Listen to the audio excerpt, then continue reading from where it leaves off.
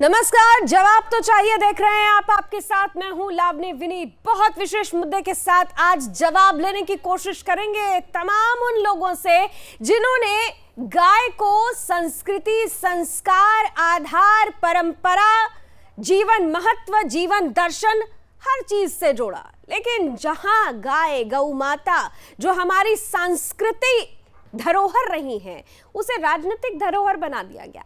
उनके संरक्षण की जब कभी भी बात आई, उस संरक्षण में सियासत घोंचने की कोशिश की जाने लगी। हर बार ऐसा क्यों देखा गया कि जब कभी भी गाय या गौ माता के संरक्षण, गोवंश के संरक्षण को लेकर बड़े कानूनों के प्रावधान के, बड़े कानून की चर्चा हुई, तो ये कहा जाने लगा कि एक विशेष समुदाय को टारगेट किया जा रहा है, एक विशेष समुदाय को शिकार बनाने की कोशिश की जा रही है, उनके मौलिक अधिकारों का हनन किया जा रहा है। ये हर कुछ चीजें, ये सब कुछ चीजें एक बार फिर से सामने आई हैं। दरअसल मुद्दा यह है, समझ लीजिए कि असम में हेमंत बिस्वा शर्मा गर्म दल के नेता कहे जा रहे हैं, एक के बाद एक ऐसा कदम उठा रहे हैं जो लगातार बता रही है कि असम में बदली हुई तस्वीर सामने आने वाली है। एक और बदलती तस्वीर सामने आई है। न्यू कैटल बिल 2021, नया मवेशी संरक्षण बिल असम में विधेयक के रूप में सामने रखा गया। इस बिल में सीधे सीधे कह दिया गया है कि ध्यान रखिएगा, बिल में सीधे सीधे ये कहा गया है कि मंदिर या मठ के 5 किलोमीटर के दायरे में कोई भी बीफ नहीं बेचा जाएगा। इस बिल में साफ साफ कह दिया गया है कि हिंदू, जैन, सिख बहुल इलाकों में किसी भी हाल में बीफ नहीं बेचा जाएगा।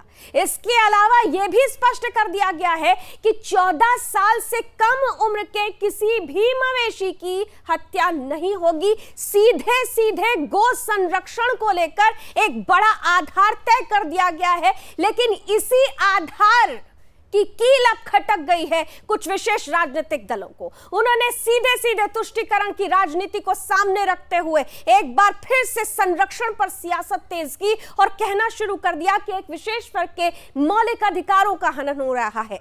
सवाल यह है कि हमारे यहाँ तो संविधान में हमारे राष्ट्रीय पशु के मौलिक अधिकारों का भी जिक्र है, तो फिर गाय जो हमारी संस्कृति का आधार है, जिनको हम पूजते हैं, जब उनके संरक्षण और संवर्धन की बात आती है तो फिर उनका मौलिक अधिकार कहाँ चला जाता है? ये तमाम बातें आज खुलकर होंगी, तमाम सवाल होंगे और उन सवालों का जवाब तो चाहिए।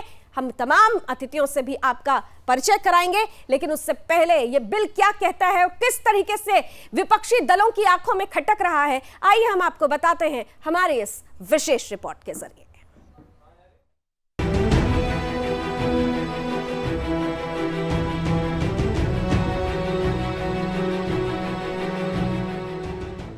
असम गौ संरक्षण बिल विधानसभा में हुआ पेश। सीएम हेमंत बिस्वा शर्मा ने पेश किया बिल। नए बिल पर कांग्रेस को आपत्ति क्यों?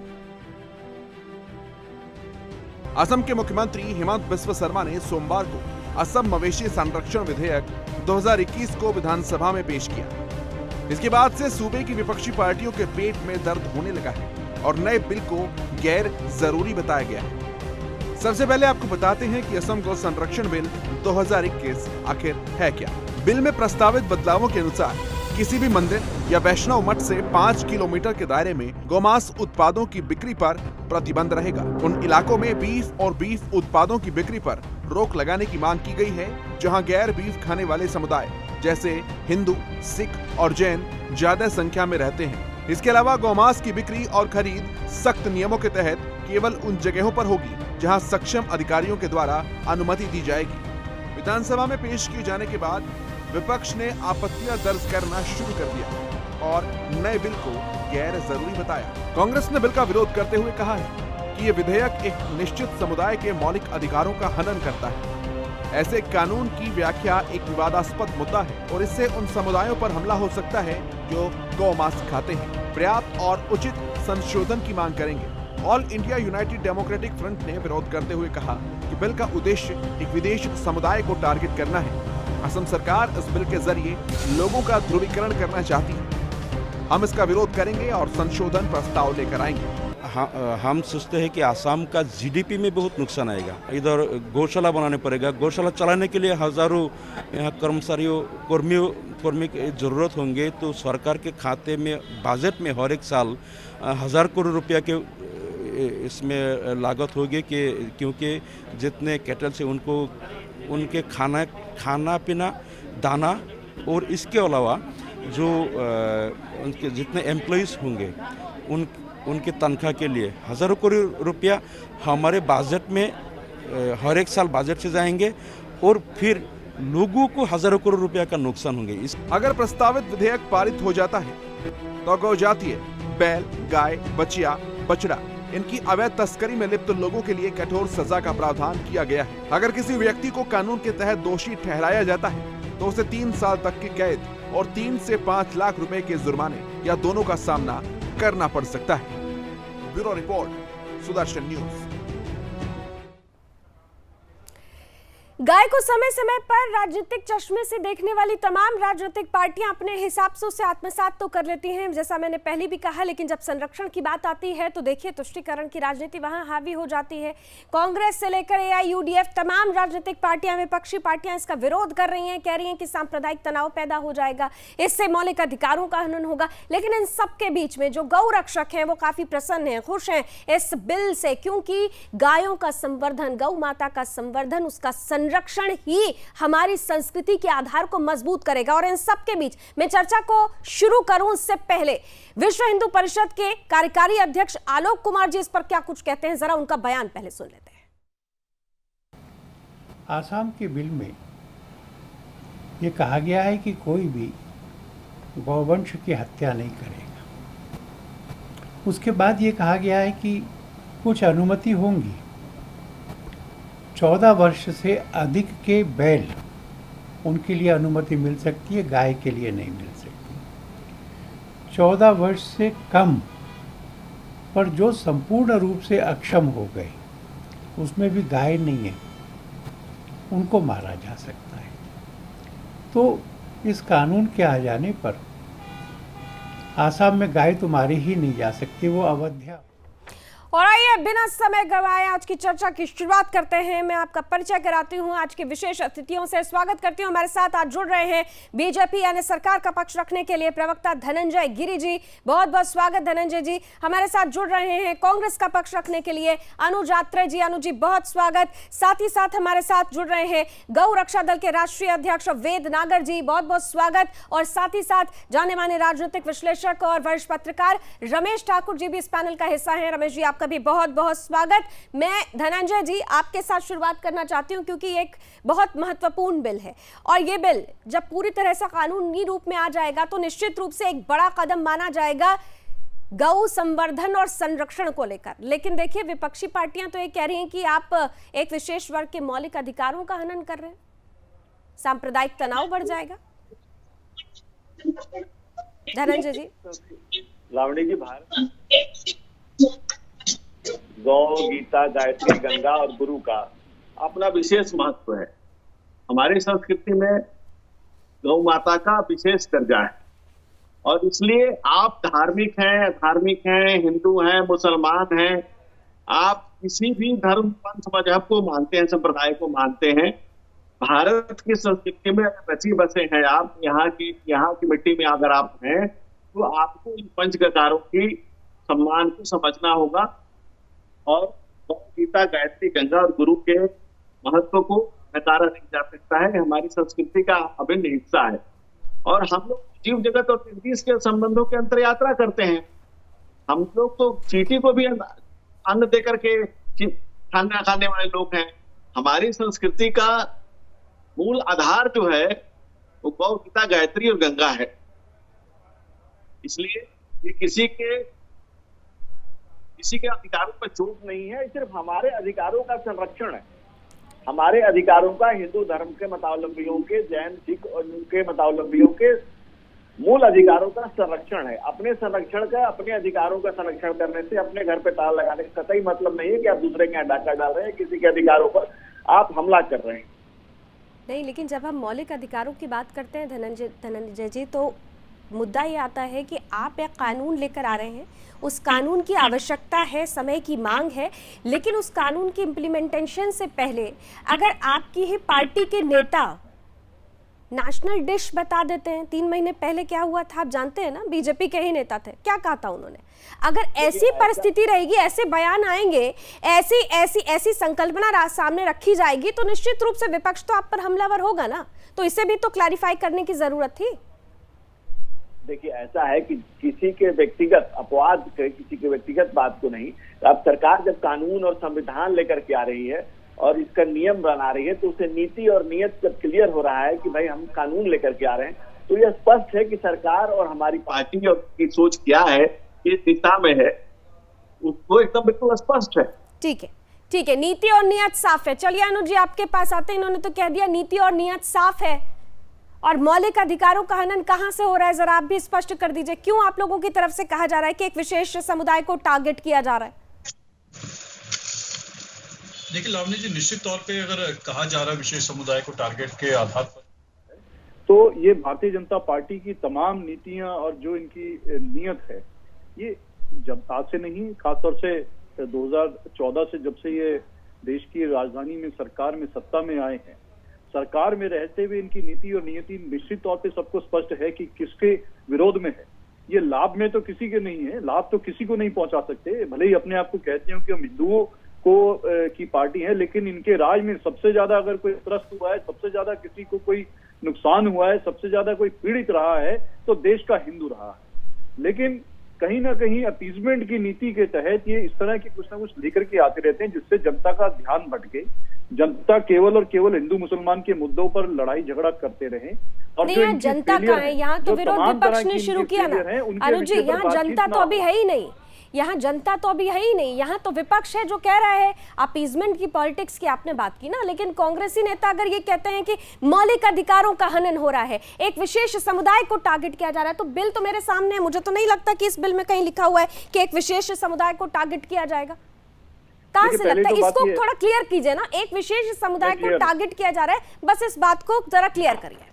लावनी जी, पहले सबसे बड़ी बात तो ये है कि आपकी बहुत एक खूबी है कि आपके शो की एक खूबी ये है कि आप जानबूझ करके एक ऐसी स्टेटमेंट ढूंढ करके लेकर के आते हैं कि जो कांग्रेस पार्टी का ऑफिशियल स्टेटमेंट ना होकर के किसी भी कांग्रेस पार्टी के किसी कार्यकर्ता ने या किसी कहीं एक नेता ने कुछ बोल दिया हो, उसको ला करके ऐसे सनसनीखेज करके पेश किया जाएगा जैसे पूरी कांग्रेस पार्टी की विचार। तारिक अनवर साहब आपकी पार्टी से आते हैं या नहीं आते हैं? के ऊपर तारिक अनवर साहब आपकी पार्टी से आते हैं या नहीं आते हैं? सकैया साहब आपकी पार्टी से आते हैं या नहीं आते? बता दीजिए आते हैं कि नहीं आते, आज मुझे भी पता चल जाए। नहीं, मुझे पता चल जाए ना, मेरी जानकारी, मेरा ज्ञानवर्धन आज आप कर दीजिए, थोड़ा करिए ज्ञानवर्धन।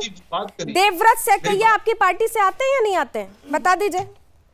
नहीं, जब बताऊं तो तब जब आप बोलने दें, बोलिए प्रश्न पे प्रश्न होते हैं, तो क्लियर कर दीजिएगा, मुझे आज क्लियर कर दीजिएगा, मेरा ज्ञानार्जन कर दीजिए कि ये तारिक अनवर और देवव्रत सकैया आपकी पार्टी से आते हैं या नहीं आते। व्यक्तिगत टिप्पणी नहीं है ये व्यक्तिगत टिप्पणी नहीं है। और आपने सीधे सीधे, ये बड़ा आसान हो गया आज के विपक्ष के लिए कि अगर आपसे सवाल पूछा जाता है तो आप उस पर्टिकुलर एंकर और उस चैनल को बीजेपी का स्पोक्सपर्सन बता देते हैं। भाई, गाय तो सामाजिक मुद्दा है सर, मैंने अपनी ओपनिंग ही की कि गाय सामाजिक मुद्दा है। प्रश्न आपके बहुत हो गए हैं तो थोड़ा सा उत्तर भी बोलिए सर, बोलिए। जितने सारे प्रश्न बोले हैं उतना उत्तर आधा तो समय दीजिए। बोलिए सर, मैंने आपको अनइंटरप्टेड 30 सेकंड्स दिया सर, फिर मैं आगे आऊंगी आपके पास। Thank you so much. पहली बात तो यह, मैं उस चीज को दोहराऊंगा, आपके चैनल पे खास तौर से बोलूंगा कि मैं उस चीज के लिए जवाबदेही हो सकता हूं कि जो कांग्रेस पार्टी की ऑफिशियल स्टेटमेंट कांग्रेस पार्टी ने दी, किसी नेता ने व्यक्तिगत कैपेसिटी में कुछ कहा है और अगर वो उस बात को ठीक कह रहे हैं, निश्चित तौर पे तारिक अनवर जी हमारे पार्टी के वरिष्ठ नेता हैं और उनकी बात एक अहम बात है, कुछ भी वो कोई ऐसा बयान नहीं देते हैं, उनका एक उनकी छवि इस तरह की रही है कि कभी भी वो एक सांप्रदायिकता के आधार पर नहीं चलते हैं, वो केवल एक बहुत ही सेकुलर आदमी है, बहुत ही धर्मनिरपेक्ष आदमी है। जितने वो ज्यादा मुस्लिमों का आदर करते हैं उससे ज्यादा आदर वो हिंदू धर्म का भी करते हैं, हिंदुओं का भी करते हैं। तो मुझे लगता है कि अगर तारिक अनवर साहब ने कुछ कहा है तो सोच समझ के कहा होगा और उसमें कोई दो राय नहीं है। ये सबको पता है कि ये जो आसाम में जो बिल लाया गया है, ये तो भारतीय जनता पार्टी के जो है 2014 के मैनिफेस्टो में था। उससे पहले जब अटल जी की सरकार बनी थी तब भी मैनिफेस्टो था। ये क्यों जान जान के खंड खंड करके प्रदेश प्रदेश में लाया जा रहा है और लोगों को छेड़ने का काम किया जा रहा है? अगर भारतीय जनता पार्टी की सरकार इतनी गंभीर होती और ये पार्टी इतनी गंभीर होती, संरक्षण बिल अगर आ जाएगा तो क्या होगा? नहीं, दिक्कत क्या है? गौ संरक्षण बिल से दिक्कत क्या है? हो गया सर, 30 सेकंड में देख रही थी समय। गौ संरक्षण बिल से दिक्कत क्या है ये बता दीजिए। देखिए लावनी जी, पर आप उनसे सवाल नहीं पूछेंगे। मैंने पूछा उनसे, मैंने तो उनसे पहले ही सवाल पूछ लिया कि आप अपने नेताओं को कैसे समझाएंगे जो भीड़ में जाकर कहते हैं कि नेशनल डिश है। तो अगर मैंने उनसे सवाल पूछा तो आपसे भी पूछ रही हूँ, गौ संरक्षण बिल से क्या दिक्कत है? नॉर्थ ईस्ट में गौ माता को उत्तर भारत में तो आके ये गौ माता बोलते हैं, लेकिन जब उत्तर पूर्वी प्रदेश में पहुंच जाते हैं, खासतौर से इनके मंत्री किरण रिजिजू का बयान भी आपको याद होगा, वो नहीं चलाएंगे आप, जब उन्होंने कहा सर किरण रिजिजू का बयान तो आप लोगों को याद रह जाता है, लेकिन केरल में कांग्रेस के नेता खुलेआम सड़क पर गाय काट देते हैं, वो तस्वीरें याद नहीं रहती हैं आपको। यही विडंबना है विपक्ष की। अगर आप समेकित रूप से बात करेंगे ना तो ये परिस्थिति नहीं पैदा होती। ठीक है रमेश ठाकुर जी, मैं आपके पास आती हूँ। ठीक है सर, ठीक है सर, हम चर्चा आगे बढ़ाएंगे, आप लोगों का आमने सामने भी कर देंगे। रमेश ठाकुर जी देखिए, गाय गौ माता संस्कृति आधार, आज भी हम ये कहते हैं कि हमारे देश में कहा जाता है कि पहली रोटी बनती है ना तो पहली रोटी गौ माता को समर्पित करते हैं, लेकिन ये सियासत की रोटी जो गौ माता को देने की कोशिश की जाने लगती है, वहीं पर आकर गौ माता का संरक्षण, गोवंश का संरक्षण और संवर्धन रुक जाता है। और आपने देखा कि बीते 15 से 16 मिनट में वो चाहे बीजेपी हो चाहे कांग्रेस हो, किस तरीके से हमारे सांस्कृतिक जो आधार है उसको राजनीतिक आधार बना दिया, दे दिया राजनीतिक रंग। देखिए लावनी जी, सांस्कृतिक विरासत के हिसाब से अगर हम चले तो कई चीजों को लेके हम पीछे छूटते जा रहे हैं। आजादी से लेके अब तक 73-74 सालों में राजनीति हमने गाय गोबर की तो देखी। मुझे लग रहा है ये गाय गोबर की राजनीति नहीं होनी चाहिए। एक जब इंसानों को संरक्षण देने की जब बात कही जाती है या जानवरों की संरक्षण देने की जब बात कही जाती है तो जो समाज है दो धड़ों में बट जाता है। भाई जानवर बेजुबान होता है, उसको संरक्षण की बात अगर जब हम करते हैं उसको सबकी जरूरत है, हमारी भी जरूरत है, हिंदू मुसलमान सबकी जरूरत है। अब आज ये जो इनका बिल पे आया है, मुझे लग रहा है कि 21-22 राज्यों में पहले से ही इस तरह की पहले से ही गौरक्षक को लेके या गौ काटने को लेके सबको ये प्रतिबंधित है, पहले से भी है, लेकिन इम्प्लीमेंटेशन कहां पे हुआ? अभी अनुज यात्री ने जी बहुत अच्छी बात कही कि भारतीय जनता पार्टी के सेंट्रल गवर्नमेंट की तरफ से जब वो लड़ने की कोशिश कर रहे थे, 2 बार उनके मैनिफेस्टो में ये बात कही गई थी कि हमारी सरकार जब आएगी तो हम गौरक्षक के लिए बड़ा काम करेंगे। ठीक है, वो चीजें नहीं हो पाई। अब उन चीजों को आप टुकड़ों में कर रहे हो, एक राज्य ने कर लिया, दूसरा राज्य कर लिया, तो मुझे लग रहा है कि ये गाय गोबर की राजनीति करके कुछ, या विशेष तौर पर ये कहूंगा चाहे भाजपा हो जाए या दूसरे बीएचपी हो जाए, दूसरे दल हो जाए या संगठन हो जाए, तो अपने की राजनीति क्यों कहा जा रहा है? मैं इसीलिए, क्योंकि आप देखिए वरिष्ठ पत्रकार हैं, राजनीतिक विश्लेषक हैं, लेकिन फिर भी अगर हम सामाजिक रूप से, सांस्कृतिक रूप से देखें तो इस पे राजनीति क्यों? अगर हमारे देश में गायों के संरक्षण के लिए, उसके संवर्धन के लिए एक बिल बनता है, हम तो कहते हैं कि राष्ट्रीय स्तर पर एक बिल की जरूरत है। अगर ऐसा बिल बनता है, गोवध रुकता है, गोवंश का वध रुकता है, गौ हत्या रुकती है, तो फिर इसमें दिक्कत क्या है? एक विशेष वर्ग का मौलिक अधिकार कहां से आ जाता है इसमें? बिल्कुल नहीं होना चाहिए। किसका मौलिक अधिकार होना चाहिए? कौन ऐसा कहेगा? मुझे लग रहा अगर इस तरीके की अगर कोई बात करता, उनको उठाइए, कानून है कई सारे आपके पास, प्रावधान उठा के जेल में उनके डालो। मुझे लग रहा बेजुबानों की जान बचाना, उनके भविष्य को बचाना, उनको लुप्त होने से बचाना, ये हम सबका अधिकार है। अब जिस तरीके से संरक्षण को लेके, क्या जानवर कटे ना उसी का संरक्षण कहा जाता? नहीं, जानवरों की देखरेख भी होना चाहिए, उनको चारा भी होना चाहिए। आज मुझे बताइएगा कि जानवर कौन पालता है?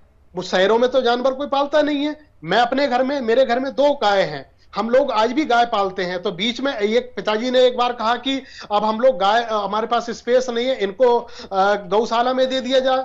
तो इस तरह की बातें होती जाती। पहले क्या होता था, हर गांव में एक चिकित्सकों की टीम जाती थी, डॉक्टरों की टीम जाती थी, गौरक्षकों को, चाहे और भी जानवर होते। आज वो नदारत है। मुझे लग रहा है रक्षक शब्द जब हम जोड़ते हैं किसी बेजुबान जानवर के लिए, उसके मूल कारणों को भी जानना चाहिए, उनके मूल कारणों की रक्षा करने के लिए जानना चाहिए। मुझे लग रहा है सिर्फ बाहबाई लूटने के लिए, नेता बनने के लिए या अपने आप को प्रचारित करने के लिए गौ का या किसी जानवर का मुझे लग रहा सारा नियत और नीति। ब्रेक लेने का वक्त हो रहा है, लेकिन ब्रेक के बाद लौटेंगे तो वेद नागर जी भी हैं, गौ रक्षा दल से हमारे साथ जुड़े हुए हैं। इस बिल को लेकर गौ रक्षा दल क्या सोचता है, गौ रक्षक क्या सोचते हैं, और जिस पर राजनीति शुरू हो गई है, क्या वाकई इस राजनीति से, जिस बिल को हम अमली जामा पहनाने की बात कर रहे हैं, राष्ट्रीय स्तर पर एक बड़े बिल की बात कर रहे हैं, क्या ऐसी राजनीति उसमें रोड़ा नहीं अटकाएगी? ये तमाम सवाल होंगे, लेकिन इस छोटे ऐसा है कि जहाँ जहाँ भारतीय जनता पार्टी की सरकार है राज्यों में, वो ऐसे चीज़ों को उठाने की कोशिश करते हैं हमेशा जो इशू ही नहीं है, इशू बनाने का प्रयास किया जाता है। इसका मुख्य कारण ये है कि जो सही इशू है, जो जेन्युइन इशू है, उससे कैसे भटकाया जाए।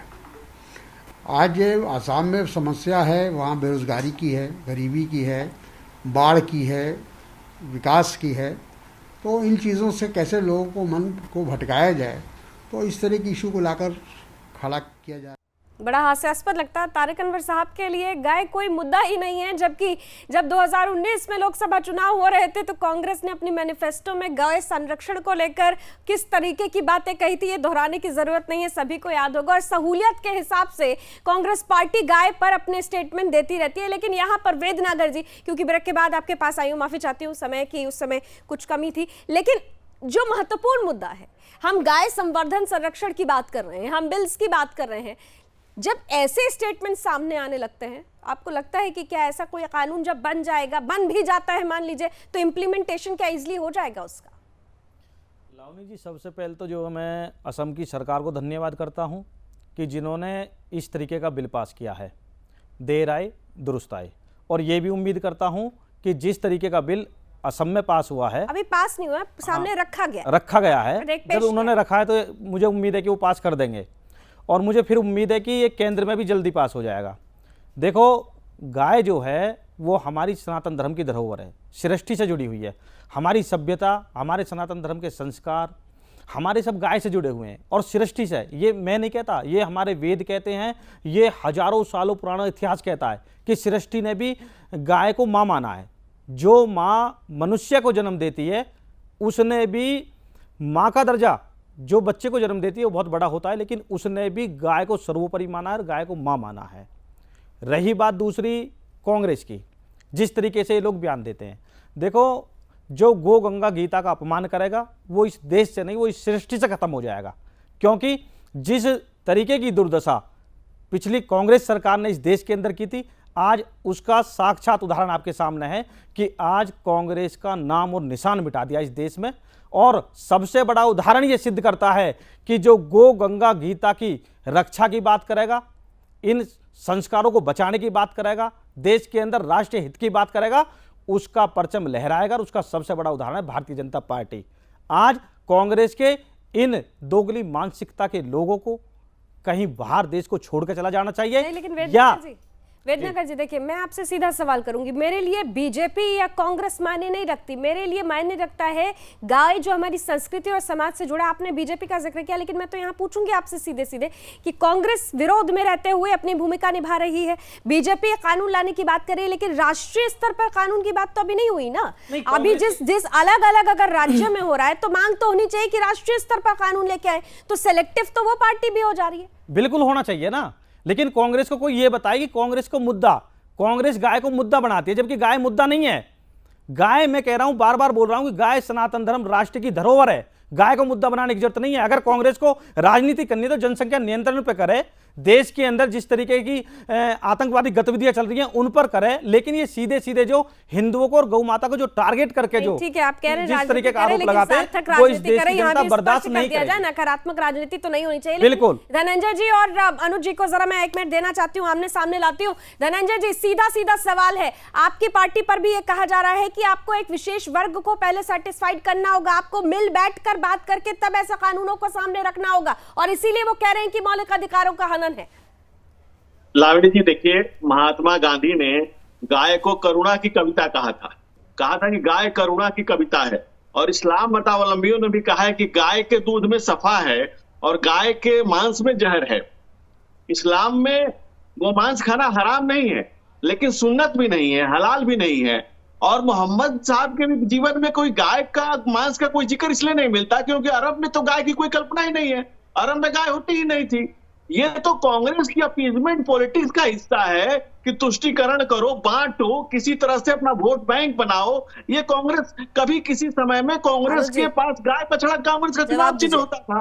उस समय कांग्रेस भारत के पूरे भूभाग पर छाई हुई थी, लेकिन जिस दिन से कांग्रेस ने गाय बछड़ा को छोड़ा, कटे हाथ के साथ आज कांग्रेस माँ बच्चे के साथ रह गई है।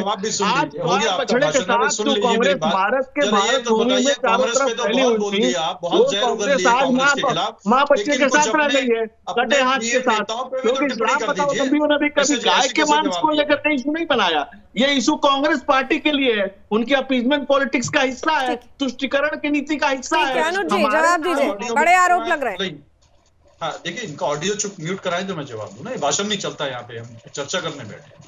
जरा इनसे पूछना चाहता हूँ कि कांग्रेस में तो बहुत जहर उगल लिया इन लोगों ने बैठ करके, अपने उन नेताओं के बारे में भी तो बता दीजिए जो नॉर्थ ईस्ट के आपके तमाम प्रदेशों के जो आपके नेता हैं, जो वहां से मंत्री आते हैं, वो तो कहते हैं गाय तो हमारे को गौ मांस तो बहुत यम्मी लगता है, हम तो कभी बंद नहीं करेंगे, हम तो बीफ खाते रहेंगे और बीफ तो बहुत अच्छा है। जब जम्मू कश्मीर में आपने अपनी महबूबा के साथ सरकार चलाई थी, आप ही के शासन काल में, आप ही के उप मुख्यमंत्रियों के सामने, आप ही के मंत्रियों के सामने वहां पर गौ मांस जो है विधानसभा में बांटा गया था, तो कहां चला गया था आपका हिंदुत्व? तो कहां चला गया आपका करने वाली कांग्रेस? ये तो आप और गाय भक्तों पे गोली चलाने वाली कांग्रेस, मुसलमानों की बात नहीं हो रही है।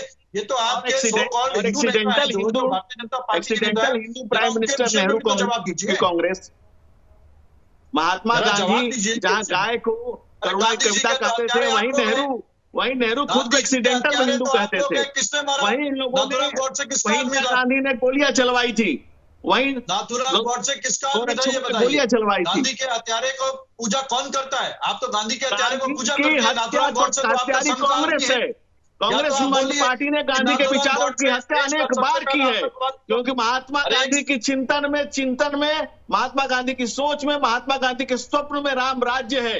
महात्मा गांधी की समाधि पे लिखा हुआ है कि राम राज्य उनका सपना है। और वही कांग्रेस पार्टी रिपोर्ट में एफिडेविट करती है कि राम काल्पनिक थे, तो ये पता चलता है कि गांधी के विचारों की हत्या कांग्रेस लगातार करती आ रही है। तय हो गया। देखिए, गांधी के विचारों की हत्या किसने करी, किसने नहीं करी, ये तो देश जानता है, लेकिन ये तो बता दीजिए कि गांधी जी की महात्मा गांधी का टाइटल तक नोट लिया गया उनसे। हत्या की वो आपका आदमी था या नहीं था? और अगर नहीं था तो एक बार निंदा कर दीजिए।